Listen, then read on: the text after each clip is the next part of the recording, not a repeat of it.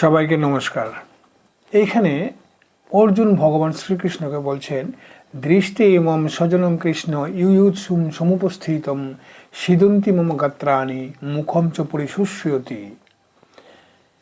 অর্জুন বলছেন, দৃষ্টে মম স্বজনম কৃষ্ণ ইউয়ুৎসুম সমুপস্থিতম, স্বজনদের যুদ্ধ কামনায় অভিলাষী হয়ে এইখানে উপস্থিতি দেখে সিদন্তি মম গাত্রাণি, আমার শরীরের জন্য অবশ হয়ে যাচ্ছে, মুখম চ পরিশুষ্যতি, এবং আমার মুখ যেন শুকিয়ে যাচ্ছে। এই কথা কেন বলল অর্জুন ভগবান শ্রীকৃষ্ণকে? তো এই কথা জানতে গেলে আমাদের আগের শ্লোকে যেতে হবে। আগের শ্লোকে অর্থাৎ অর্জুন যখন বলছিল ভগবান শ্রীকৃষ্ণকে, উভয় সেনার মাঝখানে আমার রথটি স্থাপন করো, যাতে কৈর্ময়া সহ উদ্যভ্যেম অস্মিন রণসমুদ্যমে, কাদের সঙ্গে আমাকে এই রণসমুদ্যমে, যুদ্ধক্ষেত্রে যুদ্ধ কামনায় অভিলাষী হয়ে যারা এসছে তাদের কাদের সঙ্গে আমাকে যুদ্ধ করতে হবে, তাদের যাতে আমি রণক্ষেত্রের মধ্যে দেখতে পারি। এবং আরও বলছিল, ইউৎসামানান অবক্ষে অহম ইয় এতে অত্র সমাগতঃ ধার্তরাষ্ট্রস্য দুর্বুদ্ধে যুদ্ধে প্রিয় চিকিৎসব।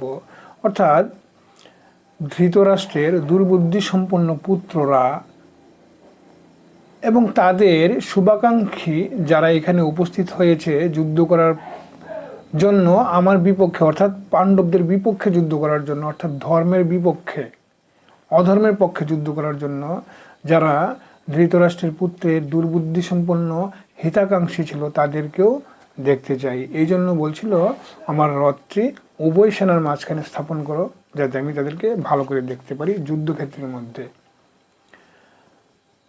তারপর যখন ভগবান শ্রীকৃষ্ণ উভয় সেনার মাঝখানে রথটি স্থাপন করে বলছিল,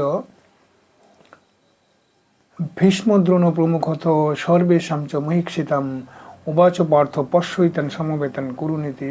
ভগবান যখন বলছিল ভীষ্ম, দ্রোণ এবং সমস্ত রাজাগণের সামনে রথটি স্থাপন করে যে এখানে সমবেত সমস্ত কুরুদেরকে দেখো, তখন অর্জুন সেখানে দেখতে পেয়েছিল, তত্রা পশ্চাৎ স্থিতান পার্থ পিতৃনত পিতামহান আচার্যান মাতুলান ভাতৃন পুত্রান পৌত্রান সখিনস্তথা সেনয়র উভয়পি। উভয় সেনার মাঝখানে তাদেরকে দেখতে পেয়েছিল।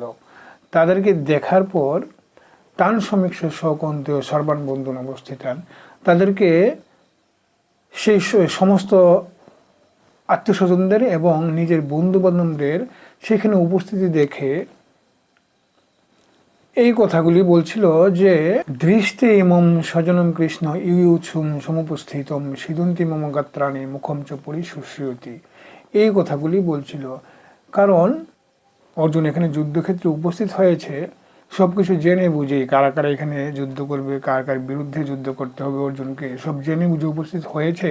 কিন্তু উপস্থিত হওয়ার পর যখন যুদ্ধক্ষেত্রের মধ্যে এইভাবে সবাইকে দেখলো, দেখার পর অর্জুনের এই ভাব হলো। কারণ এই ভাব হওয়ার পেছনে কারণটা হচ্ছে, এখানে সব স্বজনরা, আত্মীয়রা, এক ঘরের লোকেরাই এখানে উপস্থিত হয়েছে যুদ্ধ করার জন্য। তো আগামী দিনে আমরা বাকি শ্লোকগুলি পড়ব প্রথম অধ্যায়ের অর্জুন বিষাদ যুগের। আজ এই পর্যন্তই, দেখা হচ্ছে পরবর্তী ভিডিওতে। ততক্ষণের জন্য সবাইকে জয় গীতা, জয় শ্রীকৃষ্ণ।